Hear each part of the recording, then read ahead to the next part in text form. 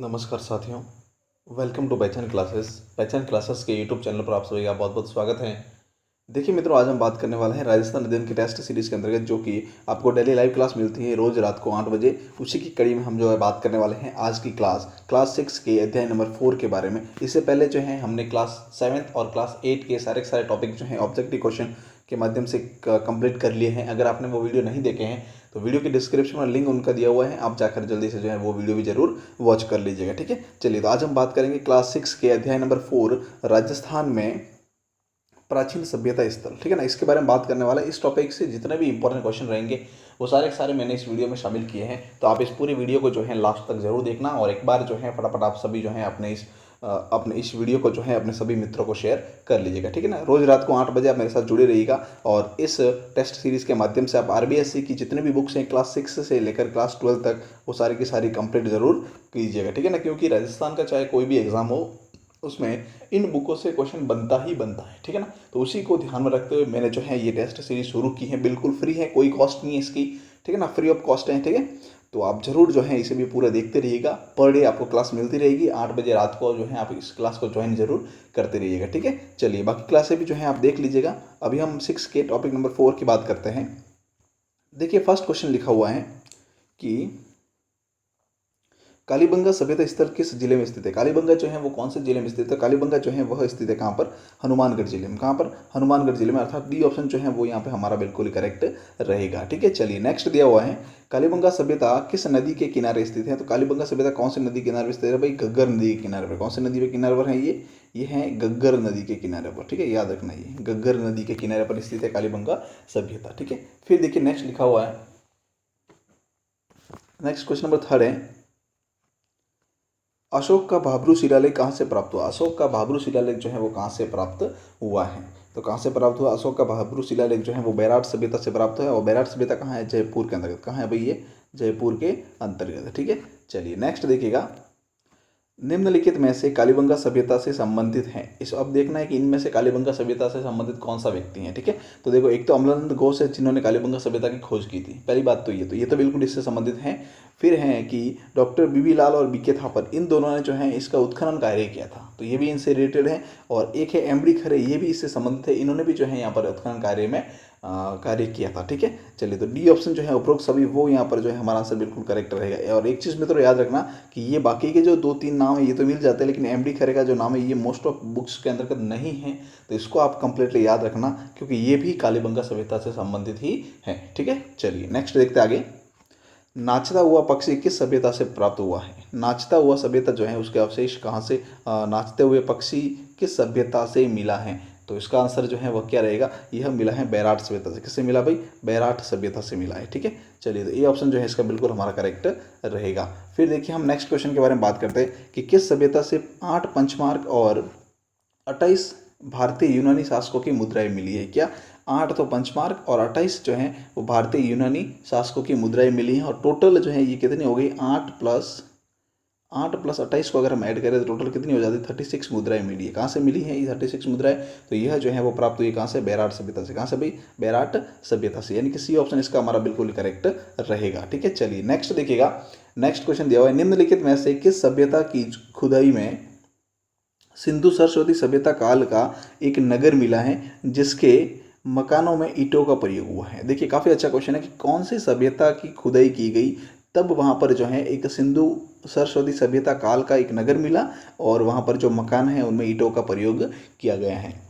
क्या आंसर रहेगा, इसका आंसर रहेगा भी कालीबंगा। कौन सी सभ्यता, कालीबंगा, अर्थात ए ऑप्शन जो है वो यहाँ पे हमारा बिल्कुल करेक्ट रहेगा। ठीक है, चलिए नेक्स्ट देखिएगा, बीजक की पहाड़ी और भीम की डूंगरी किस सभ्यता में से संबंधित है। बीजक की पहाड़ी और भीम डूंगरी जो है, और एक याद रखना महादेव जी की डूंगरी, ये भी इससे संबंधित है, महादेव जी की डूंगरी। ठीक है, ये भी जो है इससे संबंधित है, महादेव जी की डूंगरी। तो कौन कौन से हो गई, बीजक की पहाड़ी, भीम डूंगरी और महादेव जी की डूंगरी जो है ये किससे संबंधित है, ये संबंधित है बैराट सभ्यता से। कौन सी सभ्यता से, बैराट सभ्यता से संबंधित है, यानी कि सी ऑप्शन जो है इसका हमारा बिल्कुल ही करेक्ट रहेगा। ठीक है, चलिए नेक्स्ट देखिएगा।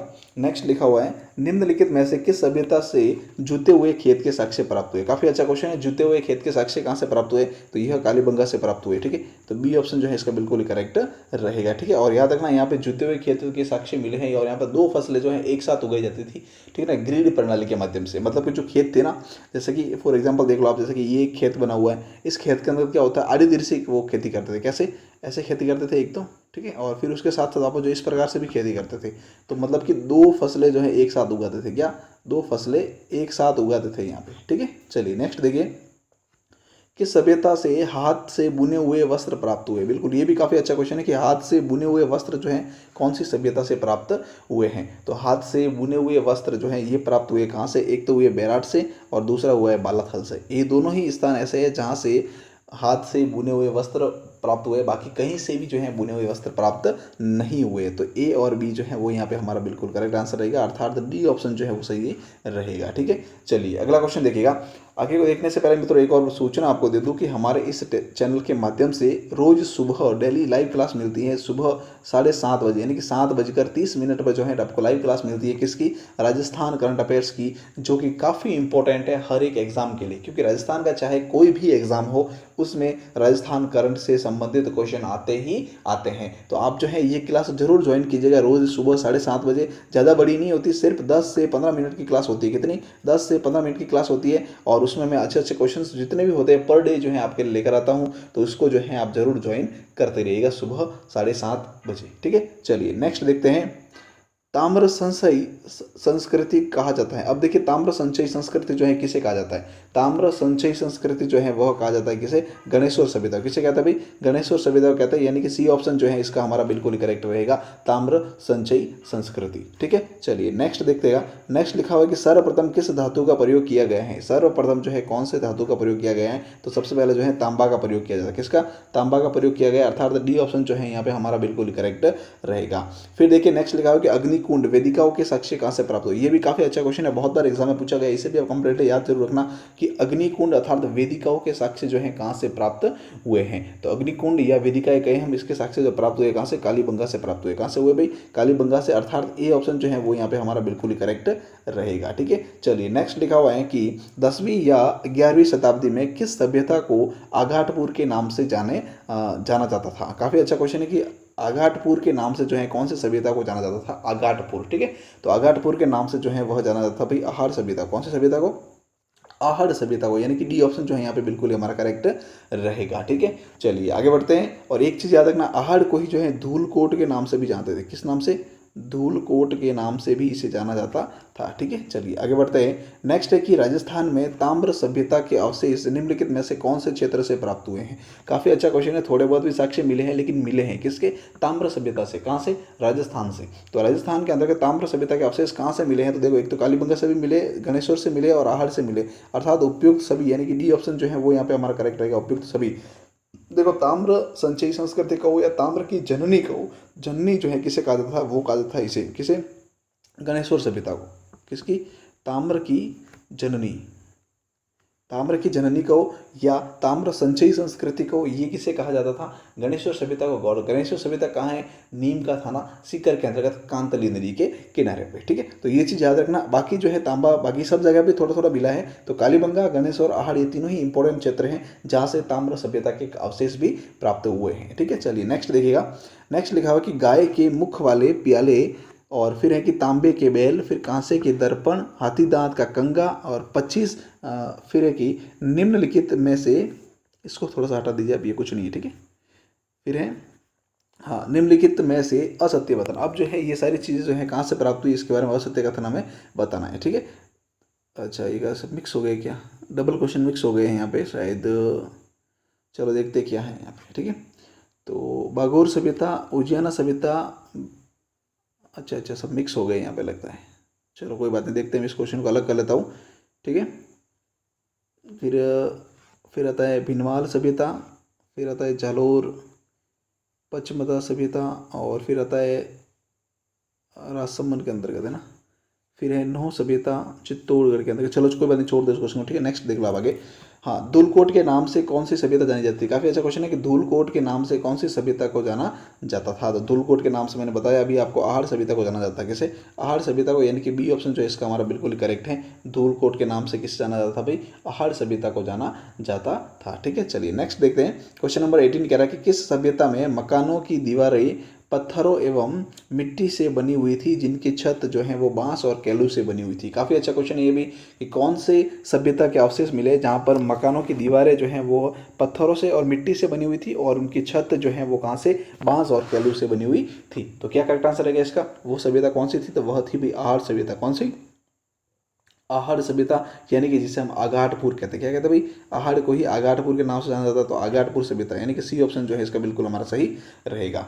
फिर देखिए नेक्स्ट क्वेश्चन जो है वो क्या कह रहा है कि भट्टीनुमा चूल्हा और संयुक्त परिवार या सामूहिक भोजन विधि के साक्ष्य कहाँ से प्राप्त हुए हैं? भट्टीनुमा चूल्हा और संयुक्त परिवार या सामूहिक भोजन विधि के साक्ष्य जो है वो कहाँ से प्राप्त हुए हैं? तो कहाँ से प्राप्त हुए भाई? यह जो है वो कहाँ से प्राप्त हुए? आहड़ सभ्यता से प्राप्त हुए। कहाँ से? आहड़ सभ्यता से प्राप्त हुए, यानी कि सी ऑप्शन इसका बिल्कुल करेक्ट है। और याद रखना, आहड़ सभ्यता कहाँ है? उदयपुर के अंतर्गत। कहाँ है ये? उदयपुर के अंतर्गत है। और कौन सी? आयड़ नदी कह सकते हैं अपन, या फिर बेडच नदी कह सकते हैं। क्या कह सकते हैं भाई? बेडच नदी के किनारे पर है ये, ठीक है। याद रखना, ये भी काफ़ी अच्छा क्वेश्चन है। बेडच नदी के किनारे पर है। कौन सी? आहड़ सभ्यता उदयपुर के अंतर्गत है। आगे बढ़ते हैं। नेक्स्ट है कि बालाथल सभ्यता स्थित है। बालाथल सभ्यता जो है कहाँ पर स्थित है? उदयपुर के अंतर्गत स्थित है। ये भी वल्लभनगर तहसील के अंतर्गत, ठीक है। याद रखना, बालाथल सभ्यता कहाँ स्थित है? उदयपुर के वल्लभनगर तहसील के अंतर्गत, अर्थात बी ऑप्शन जो है वो यहाँ पे हमारा बिल्कुल करेक्ट रहेगा, ठीक है। चलिए नेक्स्ट देखिए, नेक्स्ट क्या लिखा हुआ है? 11 कमरों के एक बड़े भवन एवं दुर्ग के चिन्ह, तांबे के चाकू, गले के हार की लटकन, मिश्र अर्थव्यवस्था, कृषि, पशुपालन तथा शिकार तीनों जीवन के जीविका के साधन है। और लोह काल के अवशेष जो है वो कहाँ से प्राप्त हुए हैं? काफ़ी अच्छा क्वेश्चन है। कहाँ से ये प्राप्त हुए? ये सब जो है प्राप्त हुए कहाँ से? बालाथल सभ्यता से। कहाँ से भाई? बालाथल सभ्यता से, अर्थात बी ऑप्शन जो है इसका बिल्कुल हमारा करेक्ट रहेगा। फिर देखिए नेक्स्ट क्वेश्चन लिखा हुआ है कि गणेश्वर सभ्यता के बारे में निम्नलिखित में से सत्य कथन बताना है। देखिए क्या है यहाँ पर? देखिए गणेश्वर के अंतर्गत जो है 2 प्रकार के मृत भांड मिले। कौन कौन से? देखो यहाँ पे कि हड़प्पा पूर्व संस्कृति के हल्के लाल रंग के पतले बर्तन के अवशेष मिले एक तो, फिर है कि लाल चिकनी मिट्टी के विशिष्ट चित्रकारी वाले मजबूत बर्तन भी साक्ष्य मिले हैं। तो याद रखना, ये 2 प्रकार के जो है मिट्टी के बर्तन यहाँ पे मिले हैं। बिल्कुल करेक्ट बात है ये। फिर है कि पूर्वी राजस्थान एवं गंगा घाटी के क्षेत्र में पल्लवित हुई थी ये संस्कृति, तो ये भी बिल्कुल करेक्ट बात है। अर्थात उपयुक्त सभी, यानी कि डी ऑप्शन जो है वो यहाँ पे हमारा करेक्ट रहेगा कि सभी क्वेश्चन जो है बिल्कुल करेक्ट हैं, ठीक है। चलिए नेक्स्ट लिखा हुआ है, किस सभ्यता का उल्लेख महाभारत में मत्स्य जनपद की राजधानी विराटनगर के रूप में हुआ था? तो वह कौन सी थी भाई? बैराट सभ्यता। कौन सी थी? बैराट सभ्यता, अर्थात ए ऑप्शन जो है वो यहाँ पे हमारा बिल्कुल करेक्ट रहेगा, ठीक है। चलिए आगे बढ़ते हैं। नेक्स्ट लिखिए, देखिए 24 क्वेश्चन लिखा हुआ है कि बैराट सभ्यता संबंधित निम्नलिखित में से सत्य कथन बताइए। क्या है? देखो ध्यान से देखना, यहाँ पर जो है बौद्ध मठ के अवशेष प्राप्त हुए। बिल्कुल सही बात है, बैराट के अंतर्गत जो है बौद्ध मठ के अवशेष प्राप्त हुए थे। फिर है कि एक कमरे में 36 चांदी की मुद्राएं मिली, जिसमें से 8 तो पंचमार्क थी और 28 जो है भारतीय यूनानी शासकों की थी, ठीक है। बिल्कुल ये भी करेक्ट है। फिर है कि स्वास्तिक तथा त्रिरत्न चक्र के चिन्ह युक्त अलंकृत घड़े मिले हैं, ये भी सही बिल्कुल करेक्ट है। तो उपयुक्त सभी, यानी कि डी ऑप्शन जो है वो यहाँ पे हमारा करेक्ट रहेगा, उपयुक्त सभी। चलिए आगे बढ़ते हैं। लास्ट क्वेश्चन लिखा हुआ है निम्नलिखित में से असत्य कथन बताना। अब क्या करना है यहाँ पर? असत्य कथन बताना है। कैसे? देखो ध्यान से कि भागोर सभ्यता और उज्जैन सभ्यता दोनों ही कहाँ पर है भाई? भीलवाड़ा के अंतर्गत है, तो बिल्कुल करेक्ट है ये तो। फिर है कि भिनमाल सभ्यता कहाँ है? जालौर में, ये भी करेक्ट है। फिर पश्चिमता सभ्यता कहाँ है? राजसमंद के अंतर्गत, ये भी करेक्ट है। फिर नौ सभ्यता जो है वो कहाँ? चित्तौड़ में नहीं है। नौ सभ्यता कहाँ है भाई? भरतपुर के अंतर्गत। कहाँ है? भरतपुर के अंतर्गत है कौन? नौह सभ्यता। तो बिल्कुल डी ऑप्शन जो है वो यहाँ पे हमारा करेक्ट रहेगा कि डी जो नौह सभ्यता है वो चित्तौड़ में नहीं, भरतपुर के अंतर्गत है, ठीक है। चलिए इसी के साथ जो है मित्रों हमारा ये पूरा वीडियो कंप्लीट होता है। अब एक छोटा सा जो है डिस्क्रिप्शन आप इसके बारे में और देख लो। मैं एक छोटा सा मैप भी साथ में लेकर आया हूँ, तो इसमें देख लो कौन सी सभ्यता जो है कहाँ पर स्थित है, ये मैं आपको जनरली बता ही देता हूँ, ठीक है। चलिए तो देखिएगा क्या लिखा हुआ है यहाँ पर। कुछ सभ्यताएं जो है यहाँ पर लिखी हुई है, आपको उसको ध्यान से देखना। देखो यहाँ पर जो लिखा हुआ पीलीबंगा सभ्यता लिखी, पीलीबंगा सभ्यता कहाँ है? तो देखो पीलीबंगा, फिर कालीबंगा और बड़ा पौल, और फिर जो है एक सभ्यता और लिखी है, ये देखो रंगमहल। ये सारी की सारी सभ्यता जो है चारों सभ्यता कहाँ है भाई? ये है हनुमानगढ़ के अंदर। कहाँ पर है? हनुमानगढ़ के अंदर। तो याद रखना हनुमानगढ़ में कौन कौन सी सभ्यताएं हैं? एक तो है कालीबंगा, पीलीबंगा, रंगमहल और बड़ा पौल, ठीक है। ये ध्यान रखना, तीनों चारों ही सभ्यता जो है कहाँ है? हनुमानगढ़ के अंतर्गत है। फिर देखिए नेक्स्ट लिखा हुआ है कि सुनारी सभ्यता। ये देखिए सुनारी सभ्यता लिखी हुई, ये कहाँ है? झुंझुनू के अंतर्गत। कहाँ है? ये देखिए झुंझुनू के अंतर्गत है सुनारी सभ्यता। फिर है कि गणेश्वर सभ्यता कहाँ है? तो गणेश्वर सभ्यता सीकर के अंतर्गत है। फिर बैराट सभ्यता देखिए आप जयपुर के अंतर्गत है। फिर ये दर जो है वो कहाँ है, भरतपुर के अंतर्गत है। फिर देखिएगा आगे नेक्स्ट रेड सभ्यता और नगर सभ्यता जो है वो कहाँ पर है, टोंक के अंतर्गत। रेड टोंक या नगर टोंक कहते हैं ना अपन, तो रेड सभ्यता और नगर सभ्यता दोनों कहाँ है, टोंक के अंतर्गत, ठीक है। फिर है कि नगरी सभ्यता जो है वो कहाँ है, चित्तौड़गढ़ के अंदर, कहाँ पर है, चित्तौड़गढ़। फिर आहर सभ्यता कहाँ है, उदयपुर के अंतर्गत है। गिलुंड सभ्यता ये देखिए राजसमंद में है। फिर बागोर सभ्यता जो है भीलवाड़ा में है। और फिर तिलवाड़ा सभ्यता जो है वो कहाँ है, बाड़मेर के अंदर, तिलवाड़ा बाड़मेर के अंतर्गत, ठीक है। चलिए नेक्स्ट लिखा हुआ है चौथी सभ्यता, ये जो है ये कहाँ है, बीकानेर के अंदर। कहाँ पर भाई, बीकानेर के अंदर। तो ये जो है कुछ सभ्यता स्थल से जिसको आप नाम जो है याद रखिएगा, ठीक है। चलिए इसी के साथ मित्रों हमारा ये वीडियो पूरा कंप्लीट होता है। इस वीडियो की पीडीएफ प्राप्त करने के लिए आप जो है टेलीग्राम चैनल का लिंक वीडियो के डिस्क्रिप्शन में दिया हुआ है, वहाँ से आप टेलीग्राम चैनल को ज्वाइन कर लीजिएगा और फिर जो है वहाँ से आप इसकी पीडीएफ भी प्राप्त कर सकते हैं, उसके क्यूज भी वहाँ से आप देख सकते हो, ठीक है। चलिए पूरा वीडियो देखने का आपका बहुत बहुत धन्यवाद। और अगर अभी तक आपने हमारे चैनल को सब्सक्राइब नहीं किया है तो जल्दी से पहचान क्लासेस को सब्सक्राइब कर लीजिएगा, क्योंकि आने वाले टाइम में काफ़ी जो है आपके लिए हेल्पफुल रहने वाला है चैनल। सारी व्यवस्थाएं जो है इस चैनल पे बहुत जल्दी होने वाली है। फिलहाल अभी नया चैनल है तो बहुत ही जो है रेली क्लासेज जो है आपको मिल रही हैं, बाकी काफ़ी अच्छी क्लासें मिल रही हैं। आगे भी जो है इससे अच्छी और शानदार क्लासें मिलती रहेगी। तो आपने अगर अभी तक हमारे चैनल को सब्सक्राइब नहीं किया तो जल्दी से सब्सक्राइब कर लो, और वीडियो को अगर शेयर नहीं किया तो फटाफट शेयर कर लो, लाइक कर लो, और टेलीग्राम चैनल को भी ज्वाइन जरूर कर लो, ठीक है ना। इसी के साथ हमारा वीडियो कंप्लीट होता है। पूरा वीडियो देखने के लिए आपका बहुत बहुत धन्यवाद। Thank you so much.